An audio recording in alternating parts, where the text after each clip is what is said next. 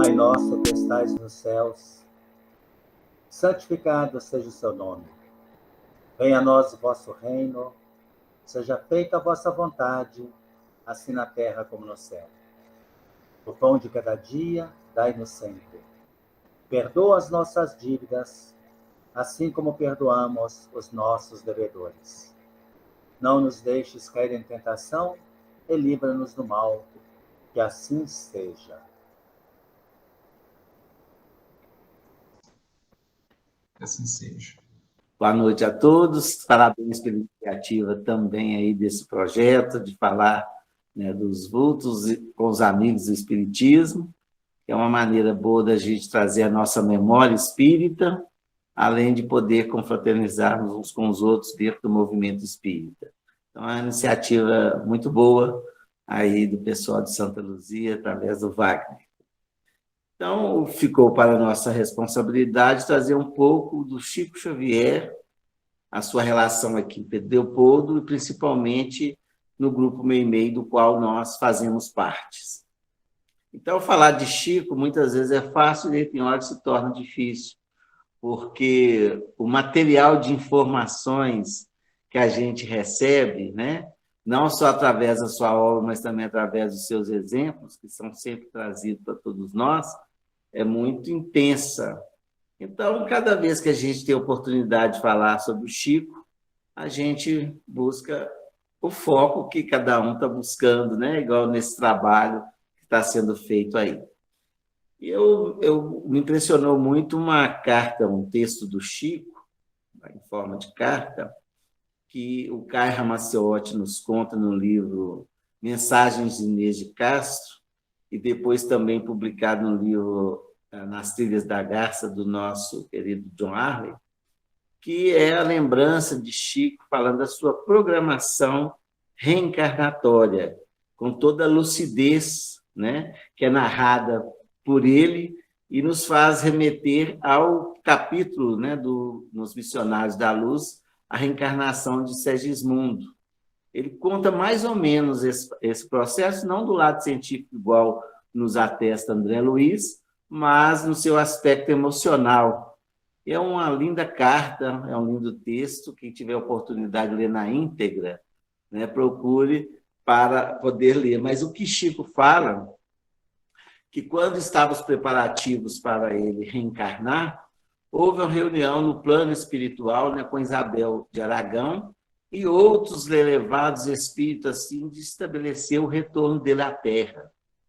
E nessa reunião, né, os benfeitores espirituais os trazem aqui em Pedro Leopoldo para que ele pudesse ver o ambiente, né, a cidade em que ele iria nascer. E Chico narra isso com tanta beleza que é difícil a gente reproduzir.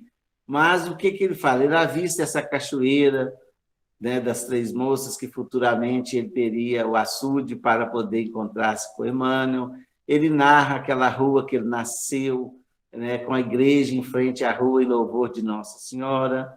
Fala da cidade nascente, da linha férrea e da casa que ele iria nascer e aquelas pessoas que ali residiam. O primeiro contato que ele teve foi com a mãe, em espírito. Ela não viu, mas lhe foi apresentada ele em espírito para aquela senhora que contava com os 26 anos de idade e que seria sua mãe, né? Uma mulher de grande cultura no passado, mas que pediu a maternidade como tarefa para essa encarnação.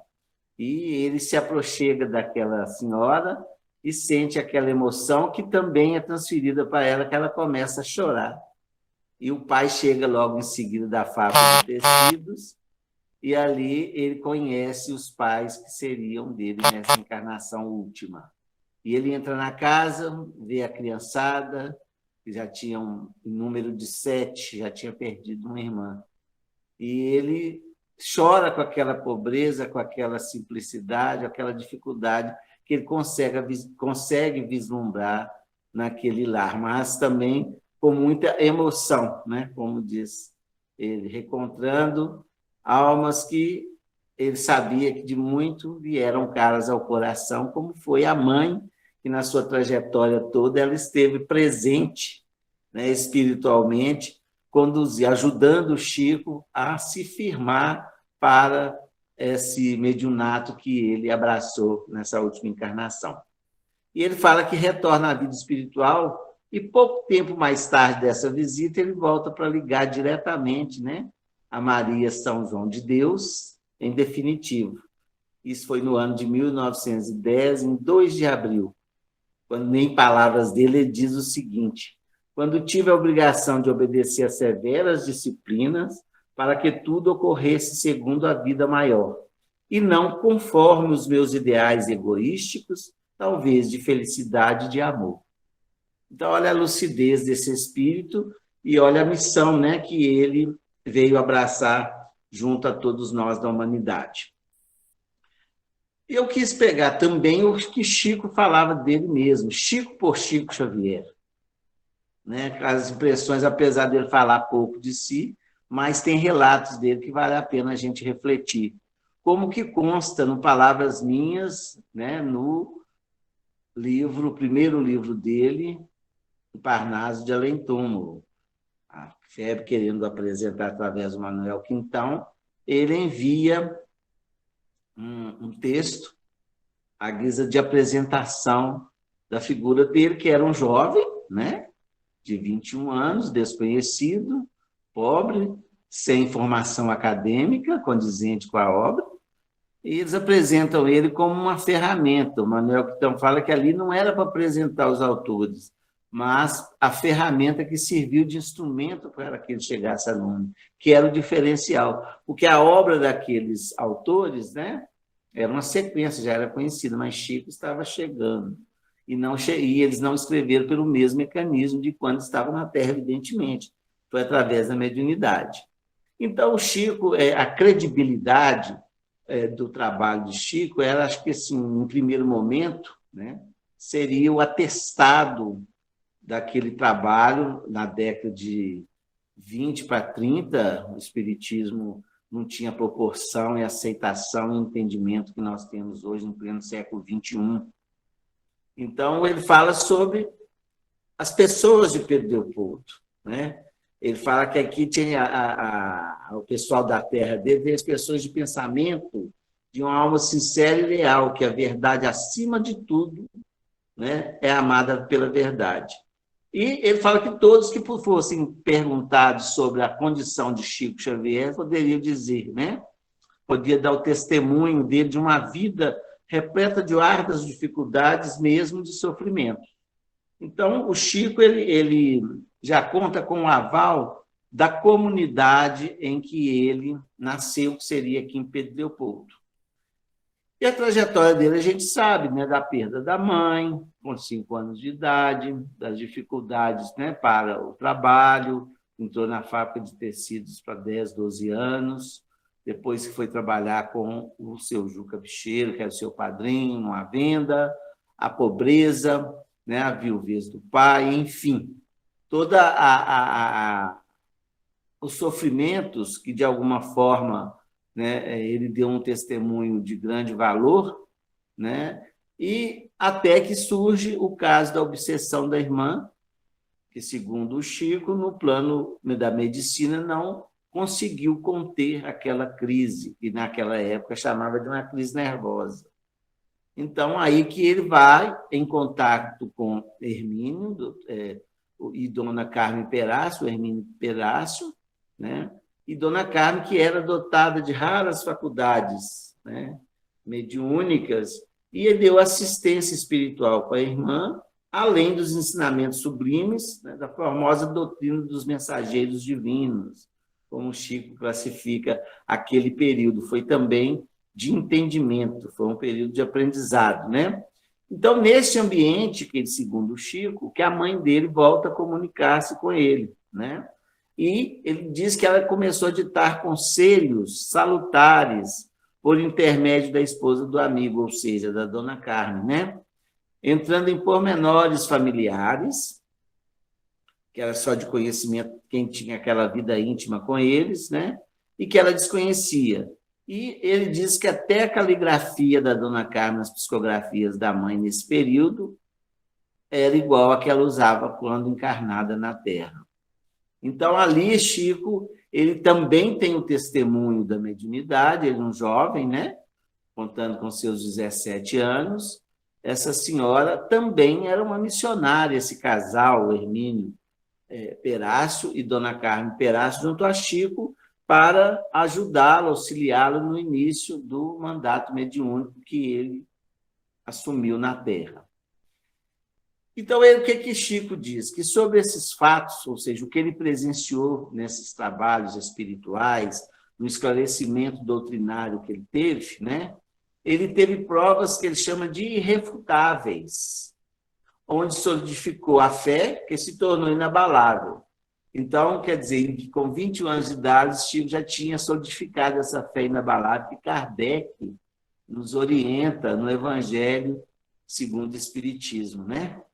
Em breve, a irmã volta, né, aurida de saúde e feliz, integrada já ao conhecimento espiritual, que deveriam nortear os passos dele a partir dali. Foi o que aconteceu. Então, ali o Chico, ele, nesse fato, solidificou a fé dele, a comprovação da mediunidade e também a orientação da mãe, e a partir daí que o Chico reúne um grupo de pessoas para estudo e difusão doutrinária aqui em Leopoldo.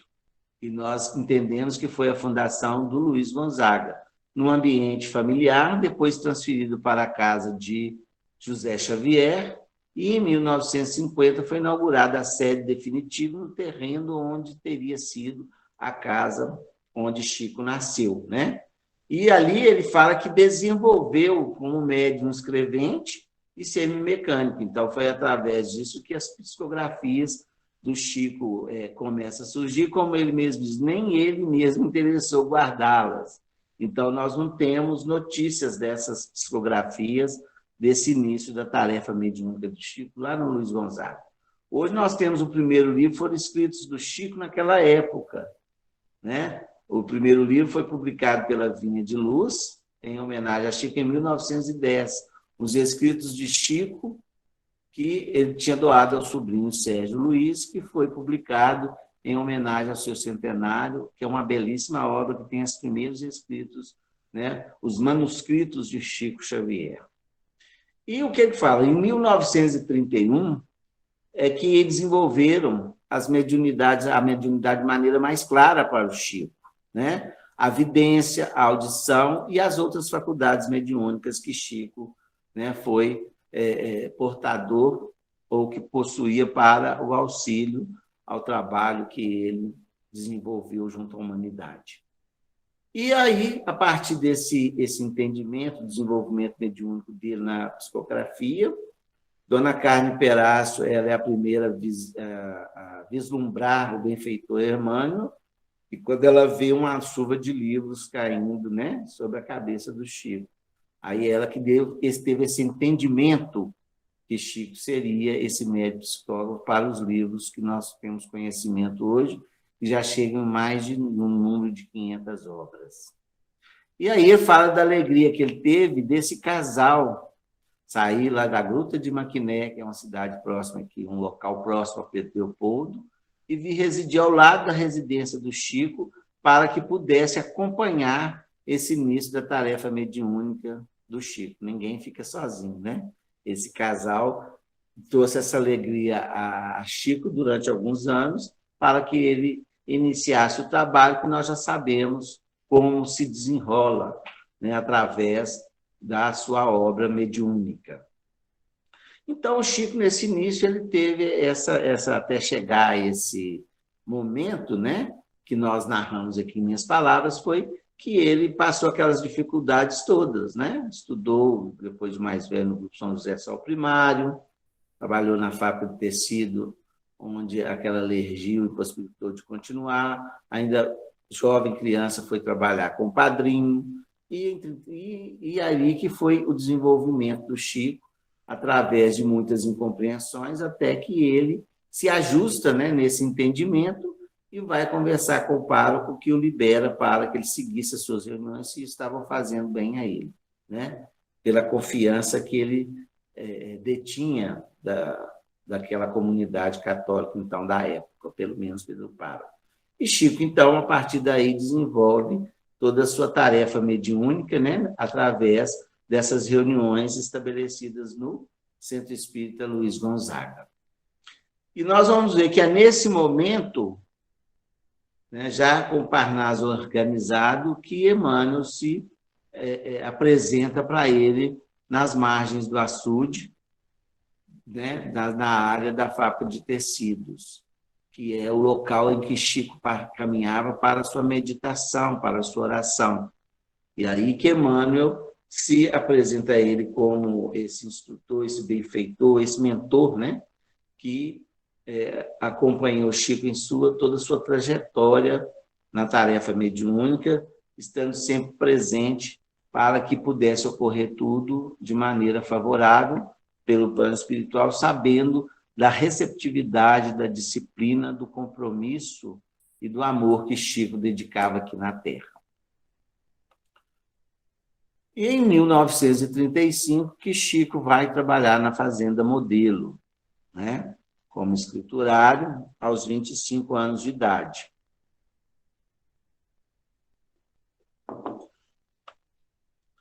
E esse ano de 1935 também é um registro muito interessante. Depois da repercussão do Parnaso lançado no início de 1932, né, o Chico passou, a sua obra, né, passou a se despertar muita curiosidade pela autenticidade que era revelada, inclusive pela Academia Brasileira de Letras, na pessoa de Humberto de Campos, então ainda encarnado, e o jornal Globo Banda, notáveis reportagens com Chico Xavier, um repórter Clementino de Alencar, onde Chico é destaque no Globo, né, durante uns 3 meses, no estudo, no acompanhamento das atividades mediúnicas de Chico, que é outra obra que eu sempre recomendo, que deve ser lida. Mas o Chico falando dele mesmo é que está nos interessando agora, né? Então, o Chico fala da mediunidade dele. São pontos que eu retirei de algumas mensagens que o Chico, ou de algumas conversas que ele teve com Clementino. Ele fala o seguinte: quando grafo as mensagens nas sessões, eu só faço e mecanicamente. Um torpor pesado, prolongado, me invade. Então, aquelas reuniões públicas que ele fazia, psicografia, receituário, ele fala desse torpor pesado e prolongado que invadia ele, e a partir dali que ele psicografava. Às vezes, se torna auditivo. Houve, então, poesias e preleções inteiras, como se estivesse fora de si, mas sem perder inteiramente a consciência de si mesmo. Então, psicografava também pela mediunidade auditiva. E o Clementino de Alencar apresenta uma poesia de um sacerdote, e Chico fala com ele um outro tipo de mediunidade. Enquanto ele escrevia, via a imagem do sacerdote. E Chico fala para Clementino o seguinte: quando ele grafou essa poesia, parecia ele ver as imagens na sequência em que se apresentavam ela nos versos. O sacerdote no templo, depois abandonando-o e, por fim, despindo a batina definitivamente. Olha que mediunidade, né? Enquanto ele escrevia o que o sacerdote transmitia para ele via a ação desse espírito se transformando na espiritualidade, abandonando, né, aquele fanatismo religioso para começar novas atividades. E o torpor é assim profundo, mas com auxílio do silêncio. Um chamado brusco, por exemplo, me perturba, me sobressalta, causa-me até mal físico. Tem alguns casos do Chico, na venda, que ele entrava nesse transe mediúnico, quando não tinha cliente, aí alguém chegava no balcão e estava nesse transe. É nesse caso que ele relata, que chamavam ele, pedindo lá 1 quilo de tocinho, e ele estava no plano espiritual, levava aquele choque no retorno, né? De tão afrouxado deveriam estar os seus laços perispiríticos, e tão penetrado que Chico se encontrava no plano espiritual. Uma coisa interessante que a gente vai ver Chico até no final do seu trabalho mediúnico, ele falando da música. Olha o que ele diz da música para ele. a música me produz uma excitação muito especial que pode me levar ao transe, mas também, mais comumente, uma espécie de sonho consciente. Unicamente minhas sensações são curiosas. Às vezes parece que se estivesse no meu próprio lado. Vou pôr a mão na minha cabeça, tocar meu corpo na minha própria carne. Então, Chico, ele psicografava muito com música, porque o transe dele ainda era mais profundo. Ele se via fora do corpo, podendo até tocá-lo. A gente vê nos dois Pinga-Fogos, eles pedindo a psicografia, então põe aquela música para mim. Através do programa, a gente viu esse pedido dele e sabemos que ele utilizava, né, de música o tempo todo. Eu mesmo tive a felicidade de enviar para ele fitas, cassetes, para que pudesse escutar a pedido da irmã dele, com algumas seleções de música. Então, o Chico tinha essas particularidades na mediunidade. E ele disse o seguinte: nessa circunstância, ele se manifesta ao médium. Esse é o Clementino explicando, de uma tal maneira que se pode ter a impressão de estar falando com o vivo. Unicamente o médium poderá fechar o mais possível os ouvidos e continuará a ouvir o que comunica o espírito. Então, ele fala que ele observava Chico, e Chico explicava para ele, que conversavam, o vivo é que é encarnado, porque todos somos vivos, né? Mas a palavra era de um leigo. Então, quer dizer, o Chico conversava com os espíritos, em momentos, como se estivesse conversando como encarnado, como a gente sabe várias histórias que se contam, né, desses episódios com Chico. Isso aqui só para a gente entender, né, a própria visão do Chico sobre o seu trabalho mediúnico naquela época. E nesse livro também, muita gente fala porque o Chico não estudou, parece que o fenômeno do Chico psicografar, o que psicografou, foi porque não estudou e teve a capacidade de. A gente esquece que ele é um missionário, é um espírito que já veio preparado. Tanto é que ele recorda da vinda dele na sua visita reencarnatória, a primeira vez em Pedro Leopoldo. Isso não é para qualquer espírito. E, quer dizer, a questão acadêmica da Terra, para ele, eu acredito que seria um pouco aquém da capacidade dele. Ele tinha que aprender a ler e escrever, com toda certeza, como toda criança, né? E foi o que ele fez. Mas o Chico também não parou de estudar. Hoje nós falamos muito em autodidata, né? O Chico, ele narra também que ele tinha muita tendência para as letras, mas não tinha condição nem compreensão da família e do pai para que ele pudesse estudar, né? Ele tinha que trabalhar, mas tem um depoimento de um médico bem conhecido aqui em Pedro Leopoldo, o doutor Cristiano Ottoni, inclusive nome de rua aqui em Pedro Leopoldo. Esse médico eu tive a felicidade de conhecer também, foi amigo do meu pai, e esse médico fala para esse repórter em 1935 que ele teve a oportunidade na Escola São José fazer o exame de Chico, o exame de prova, as provas, né? Então, o que ele narra de Chico? Então, ele fala que as possibilidades intelectuais de Chico, ele afirma ser grandes, a inteligência muito lúcida, superior à normal, excelente memória, grande poder de assimilação de espírito. Isso é um professor falando, um médico, que passou os testes do grupo escolar para ele, as provas, né? Que ele tinha o quê? Possibilidades intelectuais muito grandes, a inteligência lúcida, excelente memória e poder de assimilação. Né? Os recursos que ele usou o tempo todo na sua tarefa mediúnica e na sua vida. Né? E só a instrução acadêmica ficou aquém das possibilidades dele. Né? Quer dizer, se ele fosse dedicar a isso, ele ia muito mais além na questão acadêmica, não foi além da Academia Brasileira de Letras. Né? Uma pessoa conseguiu escrever mais de 500 livros. Né? Então, a gente vê o potencial. Tanto é que Chico, nesse notáveis reportagem, esse médico entrega para Clementino de Alencar aquela famosa mensagem em inglês que Emmanuel psicografa, em inglês de trás para frente, né? Que para ler tinha que colocar no espelho. E também o Chico psicografou em braille, em 1937, né? A mensagem de Dona Ingrácia Ferreira, a Dona Gília Pego de Amorim, a avó para a neta, que foi a que implantou o sistema Braille aqui no Brasil. Ela desencarnou e nessa mensagem ela pede à neta para continuar o trabalho dela, em 1937. Né? essa mensagem está publicada no Reformador, do referido ano. E Chico psicografa tudo em braille, é muito interessante, e faz o alfabeto embaixo, traduzindo aquelas letras desenhadas em braille para a leitura. Muito interessante esse trabalho do Chico. Então, a gente vê a potência mediúnica do Chico, sem falar nas materializações, enfim, de todo o trabalho que desenvolveu. Então, quer dizer, Chico, nessa época, estava em grande produção, inclusive, já produzindo o Brasil, Coração do Mundo, Pátria do Evangelho, que tem o caso, né, do Humberto de Campos. Ele despertou tanta comoção, digamos assim, tanta curiosidade, né, que a família entendeu que aquelas obras de tanto sucesso poderiam reverter em forma financeira. E, como a gente sabe o desfecho, a partir daí, Chico cria uma jurisprudência de todo médium ser dono da sua obra, faz o que quiser. Isso até é mais um benefício que ele trouxe para todos nós médios da atualidade, né?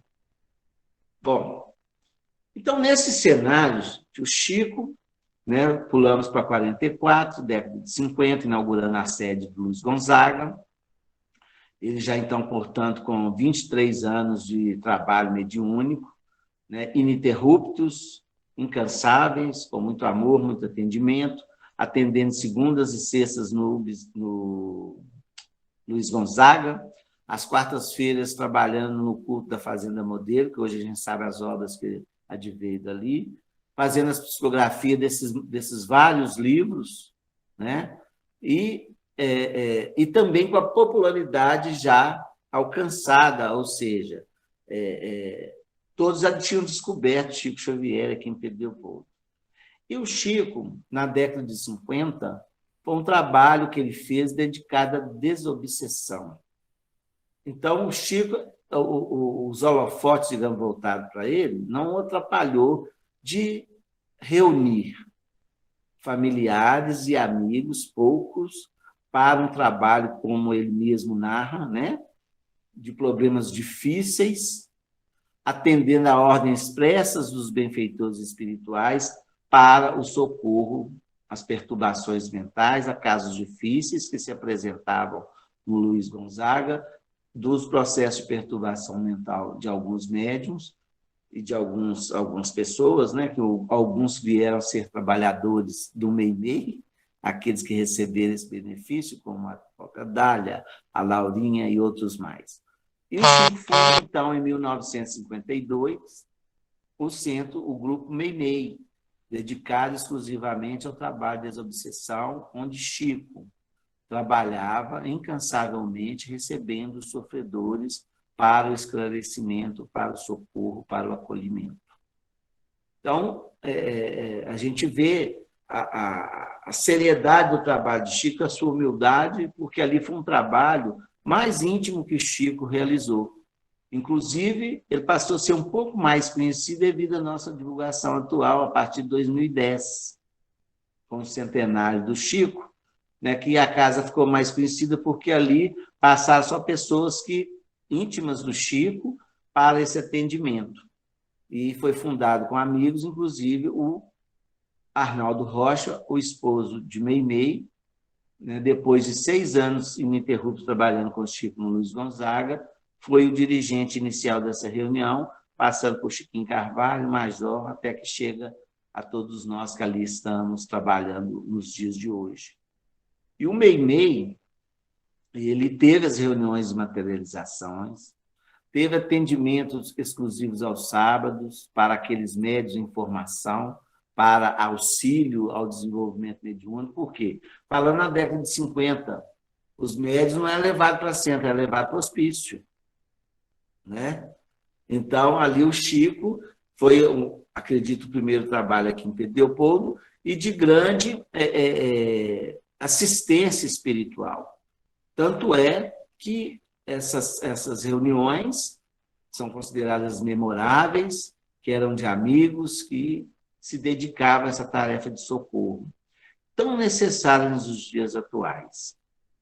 E o Chico e o Arnaldo, conversando com o Pastorino, narraram que os instrutores espirituais enviavam muitas mensagens ao final da reunião, para a instrução daquele grupo iniciante. Tanto é que Arnaldo ele pede a Emmanuel uma seleção de instruções sobre o processo obsessivo para que pudesse compreender melhor o trabalho. E o que Emmanuel manda? Vou enviar um emissário que vai cuidar dessa tarefa com vocês.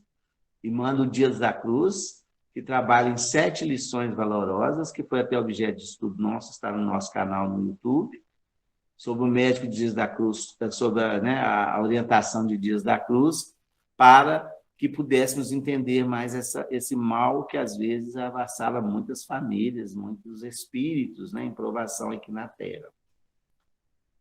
E esse trabalho da desobsessão continuou, e o Chico e o Arnaldo, conversando com o Pastorino, ele doou o famoso gravador, que aí essas instruções passaram a ser gravadas, revisadas por Emmanuel, e foi publicado em 1955 o primeiro livro, Instruções Psicofônicas, em seguida, Vozes do Grande Além.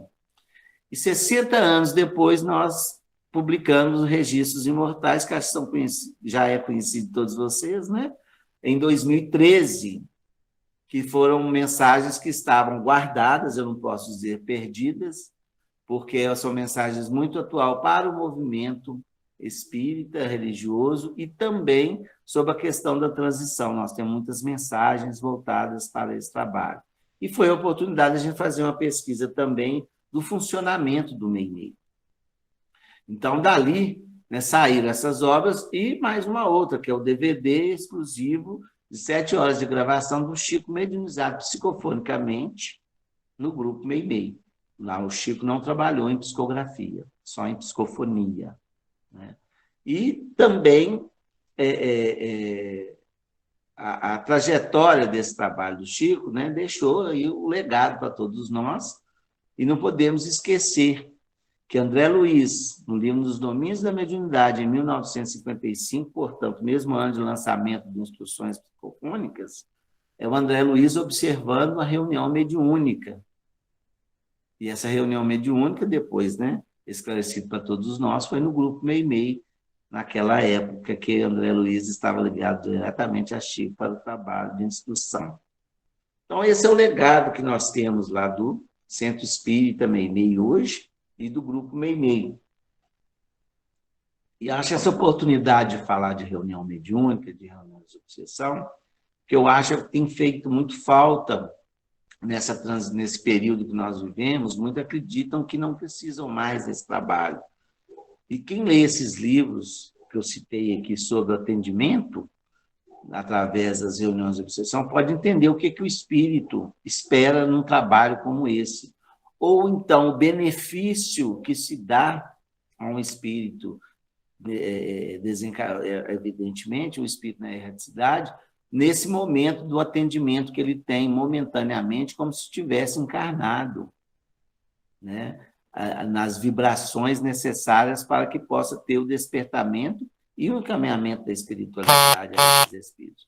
Então, é um trabalho magnífico, tanto é que o Chico dedica um trabalho intenso, até a sua partida para Uberaba. Desse ano é revelado bastante coisas nessa área da desobsessão. Inclusive, nós estamos para, em breve, também trazer um áudio novo que nós recebemos, uma mensagem inédita falando desse trabalho mediúnico, que posteriormente a gente vai estar falando sobre ele. Bom, aí o Chico continua seu trabalho incansável, As obras vão surgindo, aquele número de 100 que era um compromisso foi extinto o número, vai ser enquanto você puder, E Chico continua o trabalho incansável até a sua transferência para Uberaba. Como ele fala, Pedro Leopoldo é minha mãe, Uberaba é minha tia, que adotou, mas uma tia muito querida.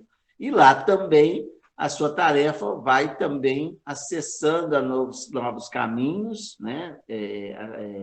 chegando a horizontes maiores e multiplicando, como sempre, dando sempre frutos. Então, foi em 1959. Outro fato interessante desse trabalho do Chico foi em 1971, o Pinga Fogo, que trouxe uma visão da doutrina espírita, né? Com grande sabedoria das falas de Chico, assistido pelo seu mentor Emmanuel, o benfeitor, e foi um marco do jornalismo brasileiro, não eleito pelos espíritos, mas pelo jornalismo, né? Foi o programa de maior audiência de todos os tempos da televisão, em proporção ao número de TVs que tinha na época. E os assuntos tratados por Chico há 50 anos atrás já, né? Meu Deus do céu! Há 50 anos atrás, são temas atuais discutidos até hoje, muitos a ciência foi comprovando ao longo da trajetória do próprio estudo, como nas obras de André Luiz, né? Nós fizemos um estudo sobre Chico Xavier e a ciência, que é interessante, como que coisas que estavam ali, né, hoje são estudadas por um ângulo científico, com grandes descobertas, né? Mas talvez estava ali, a gente não conseguia entender, porque a gente é o homem do mundo, né? Acompanhamos tudo junto com a ciência. Mas a gente vê a grandeza, e esse trabalho do Pinga Fogo, ele rendeu pesquisas intensas sobre a questão da doutrina espírita no Brasil, né? E uma pesquisadora da USP coloca o quê? Que, a partir desse programa, o Chico entra na ética do brasileiro. Ou seja, tanto é que ele chega a ser eleito o maior brasileiro de todos os tempos, né? Porque todos ali conheceram a doutrina e conheceram Chico Xavier. Bom, e Chico Xavier por Chico Xavier também. Vamos lá, mais um detalhe. Fazendo uma pesquisa, o Tarsis de Barros, lá de Uberaba, quando o Chico fez os 50 anos de mediunidade, houve também muitos trabalhos em torno de entrevistas, né, de programas, de mensagens em toda a mediunidade do Chico nos seus 50 anos de mediunidade, em 1977. Então, esse radialista, ele concedida a ele uma entrevista nesse programa comemorativo da Rádio de Uberaba, a Rádio Sete Colinas, né? E a pergunta do jornalista, do Tarsis, é a seguinte: Chico Xavier, quem é você? Lembrei do nosso querido comediante deputado, né? Quem é você? Né? Ele pergunta para Chico, quem é você? E Chico, na sua sabedoria e sua humildade, né? Ele viu que a pergunta, você é uma pessoa fora do nosso normal, você está quem? Então, Chico, primeiro, ele dá uma estranheza na pergunta, justamente para quebrar esse clima, né? Ele fala, essa pergunta eu acho um tanto estranho, porque eu sou um cidadão como qualquer outro, pertenço ao gênero humano, e não me consta que seja de praxe que essa pergunta, ou aquela pessoa, deve explicar quem venha a ser, desde que esteja circulando, qual me acontece no relacionamento comum. Olha a sabedoria, a humildade, a simplicidade, né, do Chico, e educação, né? Eu não sou ET, não, eu sou comum, sou um cidadão comum que transito entre todo mundo nos meus relacionamentos normais, e ninguém fica perguntando para o outro quem é você. Por que veio perguntar para mim, né? Então, ele tem mais, completando a resposta, ele, na sua educação, diz o seguinte: mas, satisfazendo a sua curiosidade simpática, devo esclarecer ao prezado amigo que sou uma pessoa como tantas, com muitos erros na vida e alguns poucos acertos, sempre alimentando o sincero desejo de cumprir as minhas obrigações. Aí ele já aprofunda na resposta, né? O sincero desejo de cumprir minhas obrigações. A questão que a dedicação do Chico, quem dera se a gente pudesse, né, ter essa firmeza na resposta. Então, aqui ele deixa o primeiro ensinamento para a gente, né? Como ele conquistou todo esse trabalho, o sincero desejo de cumprir as suas obrigações. Devo esclarecer a você que não tenho privilégios de viver o tempo ao meu dispor, de vez que, como acontece a qualquer pessoa que preza compromissos, o relógio tem muita importância na minha vida. Quer dizer, muitas vezes acho que o Chico Xavier tinha os privilégios. Não, ele viveu como homem do seu tempo, só que aproveitou bem esse tempo, né? O relógio era muito importante para saudar todos os compromissos. Por isso que é hora que a gente admira o tanto que Chico conseguiu fazer. A questão da disciplina lá do Emmanuel, né? Tenho conflitos naturais inerentes às pessoas, conflitos esses que eu procuro serenar, tanto quanto possível, com apoio da religião, pois não creio que possamos vencer as nossas tendências inferiores ou animalizantes sem fé em Deus. Olha a fé do Chico, né? É outra mensagem que ele dá para a gente, né? Sobre a questão da necessidade de fé em Deus, fé em Jesus, como ele sempre viveu, né? Na fé inabalável, que fala lá aos 21 anos. Aos 70 está falando a mesma coisa. E aí ele deixa todo esse legado para a gente, né? Eu falo sempre que Chico, para mim, tem duas obras: a obra psicográfica dele, né, os livros, e a obra humana, de seu exemplo, né, que se confunde, e a obra dele também adquiriu esse valor devido à conduta dele, não só perante a nós encarnados, mas também aos espíritos superiores, né, que utilizaram da sua mediunidade, da sua bondade, da sua elevação, para trazer esses avisos do alto a nosso favor, né, através da mediunidade, como sempre, Deus, Jesus, nos explicou, né? No princípio eram os patriarcas, vieram os profetas, e hoje os médiuns, né? E Chico é o médium, né? Que realmente trouxe do alto para nós ensinamentos, né, universais. Infelizmente, não somos todos nós na mediunidade que conseguimos isso. Nós fazemos o trabalho da terra, né? Chico trouxe de outras paragens, para a gente progredir, trazer a senha do progresso espiritual para nós, né? E o Chico, a obra do Chico, parece que não termina. Vai fazer 20 anos que o Chico desencarnou. Ele está mais evidente agora do que quando encarnado, digamos assim, um pelo desenvolvimento da mídia, e outro porque ele não está aqui. Então, a gente pode falar dele à vontade, que ele não vai falar, quem sou eu? Não vou fazer isso, não. Por quê? O John, nosso amigo, sempre fala que Chico tentou se esconder, mas foi impossível. É lógico, está lá no Evangelho. Não se põe a luz debaixo do alqueire, né? Ela foi no candelabro para iluminar.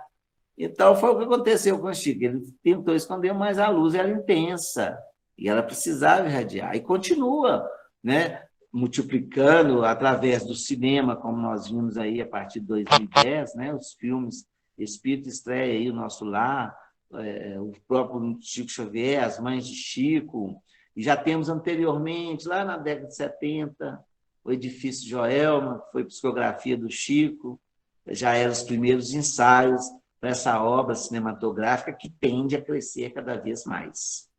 Nós temos aí o teatro, né? Nós começamos com Além da Vida na década de 80 e estamos vendo peças e mais peças sendo apresentadas no mundo inteiro, inclusive há 2000 anos que foi apresentado em Roma, né? Então, é bem interessante a gente ver a obra se desdobrando para outras paradas da arte literária, né? Na televisão, nós vemos a participação do Chico na Viagem, que foi diretamente, nós temos até um documento, uma carta escrita por ele, ao Hernani Guimarães, e falando junto ao Ivani Ribeiro, sobre esse envolvimento que foi baseada no Nosso Lar, né? E orientada.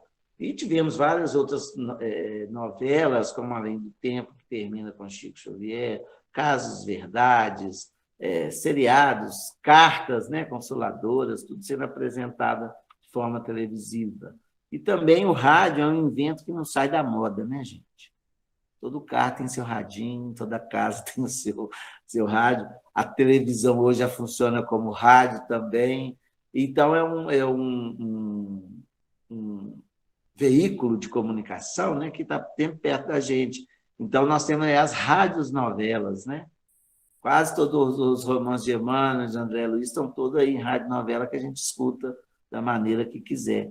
E atinge também aqueles que têm a dificuldade visual, né? É muito interessante. Então, tem desdobrado. A questão jurídica, a gente hoje pesquisa que vários casos, né?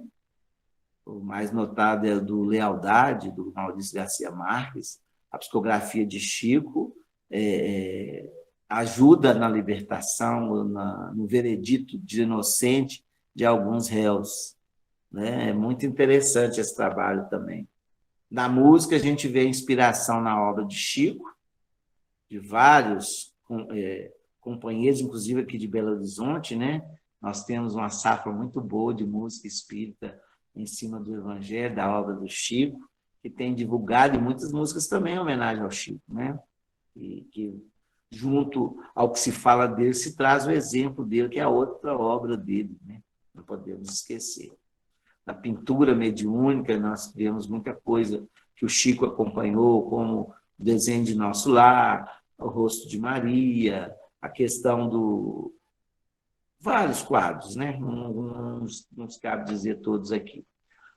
Isso tudo foi muito importante na vida de Chico. Aí depois você vê tanta coisa, você fala, meu Deus, é muito trabalho, ele fala, mas tudo valeu a pena por causa da caridade. Olha só que bacana, né?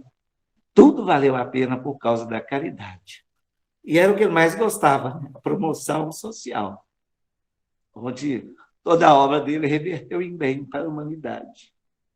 É o mais bonito da obra do Chico, né? Então, a gente deve muito ao Chico por todo o trabalho que ele fez, por todo o exemplo e ensinamento que ele nos deixa, né?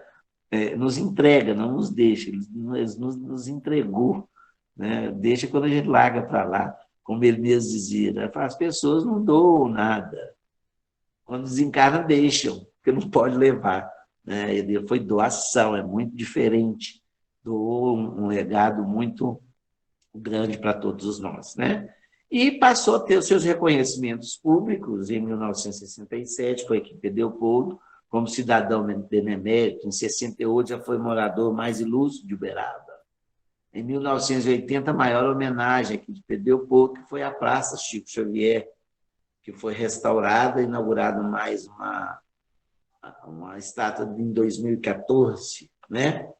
Temos aí o Chico, em 81, indicado para o Prêmio Nobel da Paz, já é um reconhecimento mundial, como diz o Chico. Mas, Chico, você não ganhou o Prêmio Nobel da Paz. Pô, mas fiquei com a paz do prêmio. Né? Olha a sabedoria. Né? Em 95, é instituída a Câmara, pela Câmara Municipal de Pedro Leopoldo, a Comenda Chico Xavier. Em 99, a Comenda da Paz pelo Governo Estadual de Minas. Em 2000, ele foi eleito o maior brasileiro de todos os tempos. Né? Eleito mineiro do século, por voto popular, né? Uma campanha do TV Minas. E, em 2002, o Chico desencarna. Né? E, como ele deixa escrito lá no túmulo dele, né? A minha vida eu dediquei à minha mediunidade, à minha família, aos meus amigos e ao povo. Então, foi uma vida de dedicação em que deixa isso escrito e, de alguma forma, é colocado ali no seu túmulo na cidade de Uberaba, em 2002. Né? E eu vi um texto de Hernani Guimarães, de 77, nos 50 anos de mediunidade do Chico, que ele fala o seguinte, ele escreve um texto, né, mas sem querer elogiar o Chico, mas pontuando o que o Chico fez, que ele falou que elogios ficariam muito, muito pequenos diante da obra do Chico.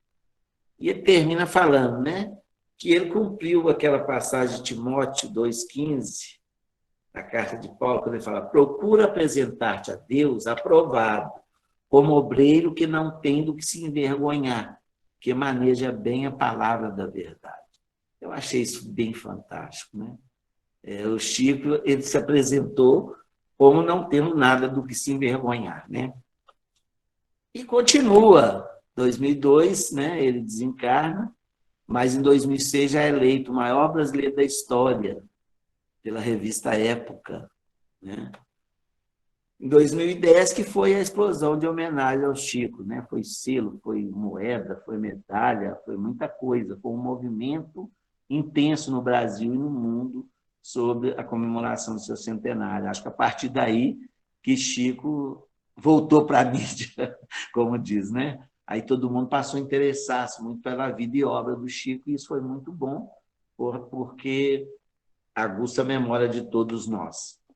E em 3 de outubro de 2012, dia do aniversário do senhor Allan Kardec, ele é eleito o maior brasileiro de todos os tempos, né? Concorrendo com todas as personalidades do Brasil, atuais e do passado, né? E ele, por voto popular, ele recebe esse título, que é um título muito importante. Parece que é um programa simples de uma televisão, não, mas esteve no mundo inteiro. Então, cada país elegeu sua personalidade. Chico está lá, entre políticos, escritores, pintores, artistas, reis, e tudo, né?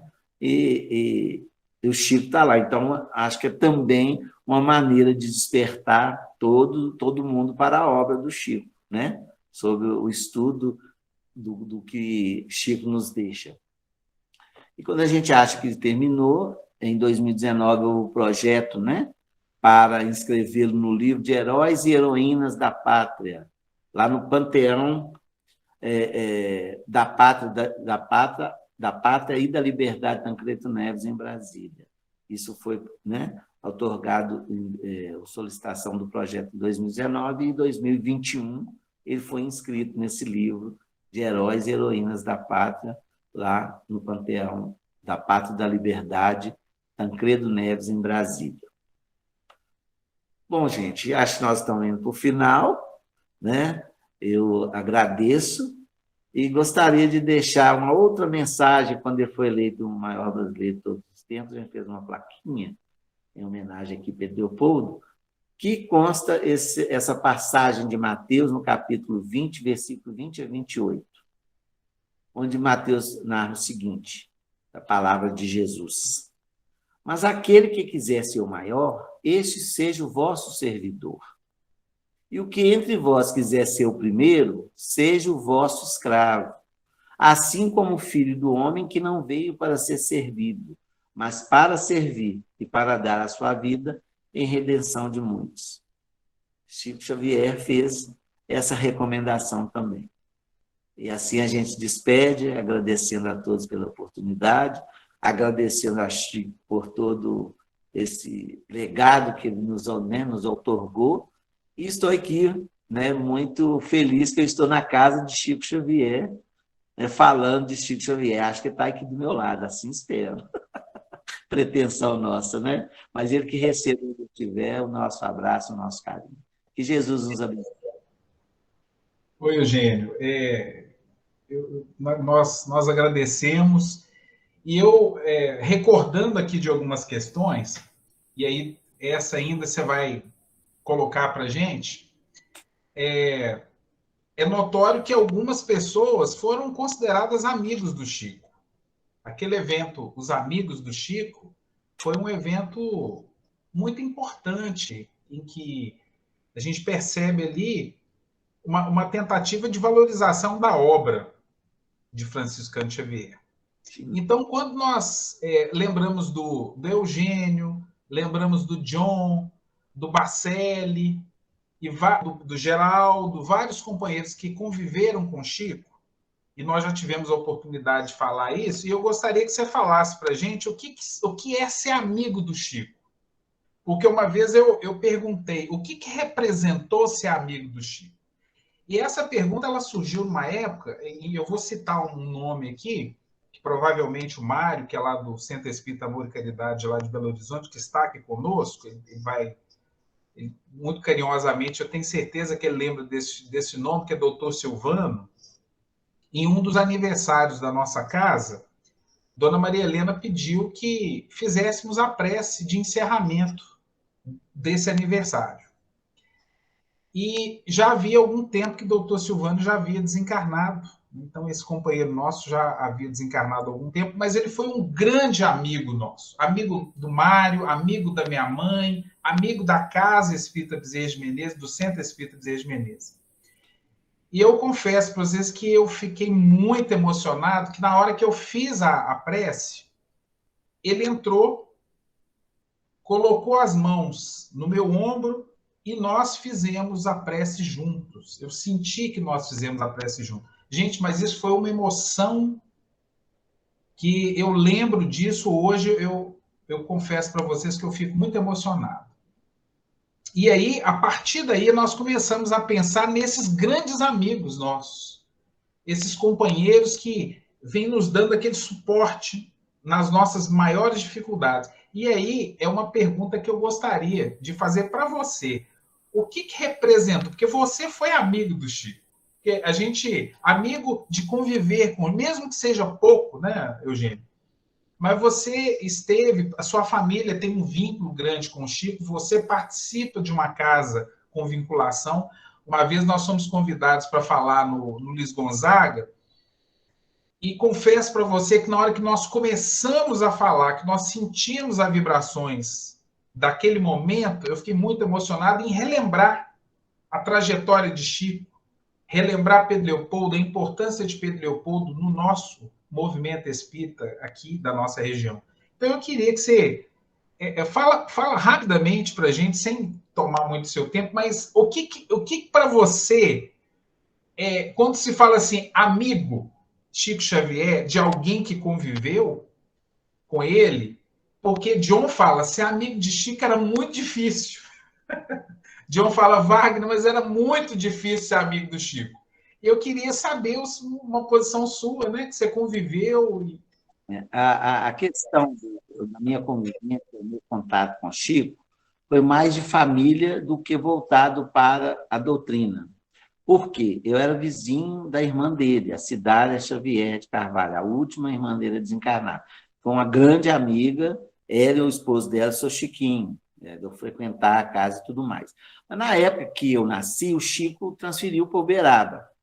Só que tem que o Chico tinha uma constância muito grande em Pedro Leopoldo. E ele, aqui em Pedro Leopoldo, até então, ele era uma pessoa muito, digamos, comum para os amigos dele. Porque os amigos dele não eram espíritos, nem sabia da obra do Chico. Ele convivia com meu pai, tomando um cafezinho lá no restaurante dele, vindo bater papo, pai gosta muito de contar caso, aí o Chico está aí, vamos conversar. Então, para mim, na minha infância, eu encarava o Chico como um tio muito querido. Lógico, aquela bondade, aquele interesse por a gente, com aquela presença constante. Tanto é que Chico ele fez a festa das mães da rua onde eu nasci, primeiro do que oficializado o Dia das Mães. Ele já pensava, porque sempre teve uma ligação muito grande com a mãe. Então, eu vi o Chico como uma pessoa muito boa, era igual um tio, muito querido. Quando vinha, a gente fazia festa. Eu sabia que ia ser um dia muito alegre com o Chico.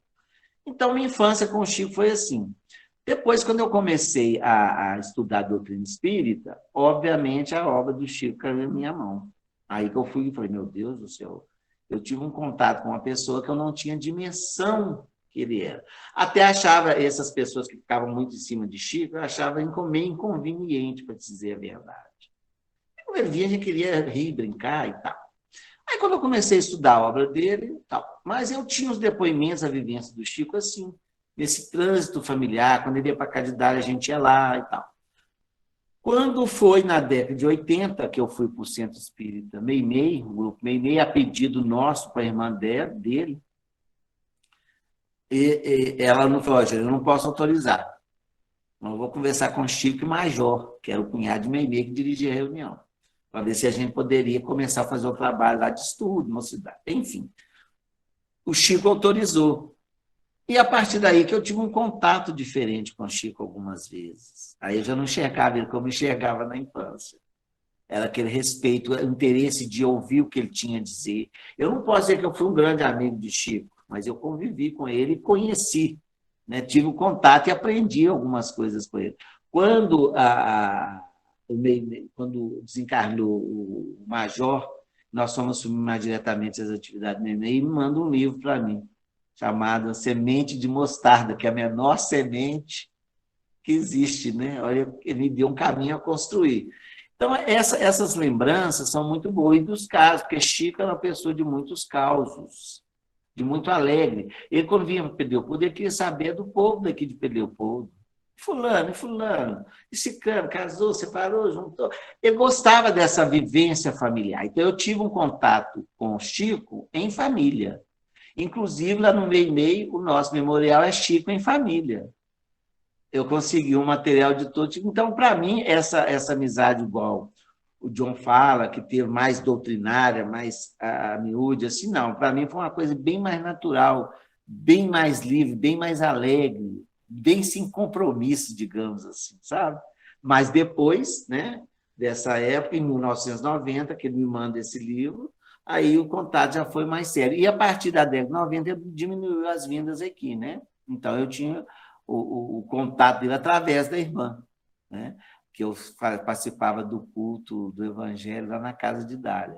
Inclusive, hoje eu estou com mais de 50 cartas do Chico que narram muita coisa que eu vivi. Eu quero até depois organizar isso de uma maneira que eu consiga transmitir a todos. Mas meu contato com o Chico foi muito feliz, muito alegre.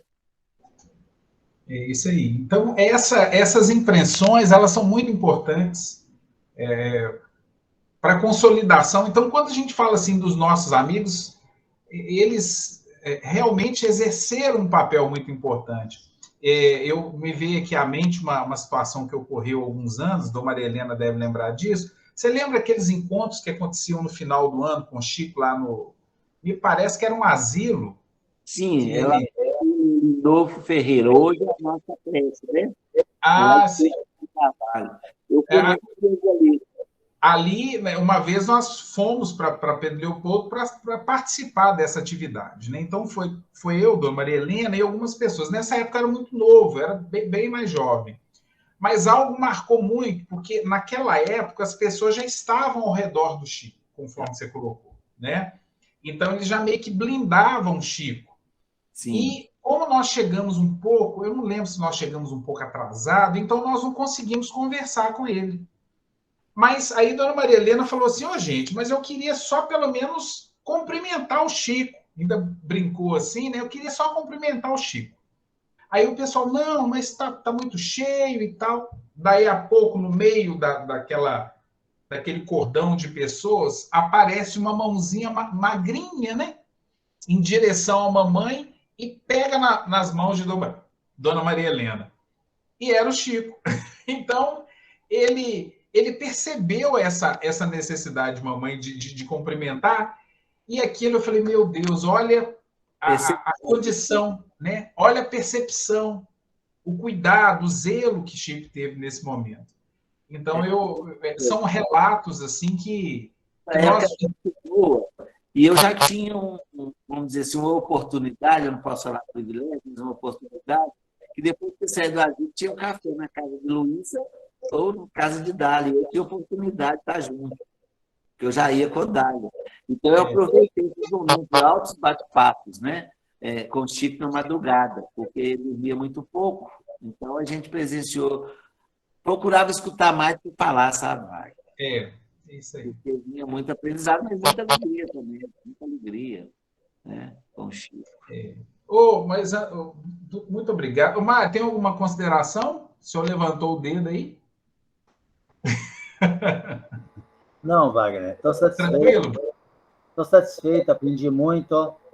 Apenas repetir aquele recado do Emmanuel, né, que eu já falei muitas vezes, para todos nós, principalmente para o Eugênio. Aquele que mais ensina é o que mais aprende. Parabéns, continue. Com certeza. Obrigado. É isso aí. Então, vamos passar para a nossa prece final, agradecendo a Jesus. Muito obrigado, Eugênio, pela sua participação. Esperamos que breve, né, possamos estar juntos nessa empreitada. Deus quiser. Então, nós vamos fazer a nossa prece. Senhor Jesus, queridos amigos espirituais, mais uma vez agradecemos pela oportunidade de estarmos aqui reunidos.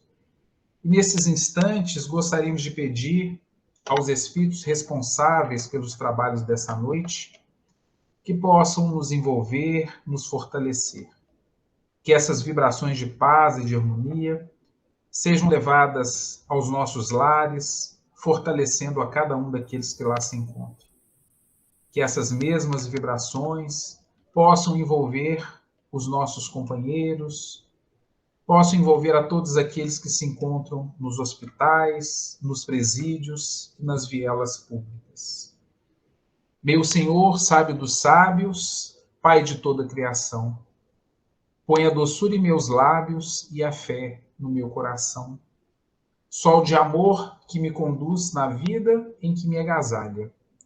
Enche os olhos de luz e as minhas mãos de trabalho. Dá-me forças no caminho para lutar e vencer, transformando todos os espinhos em flores do meu dever. Pai, não te esqueças de mim, nas bênçãos da compaixão. Guarda-me em teu coração de paz e de amor sem fim. Nas vibrações dessa prece, queríamos agradecer a participação de todos. Muita paz. Que assim seja.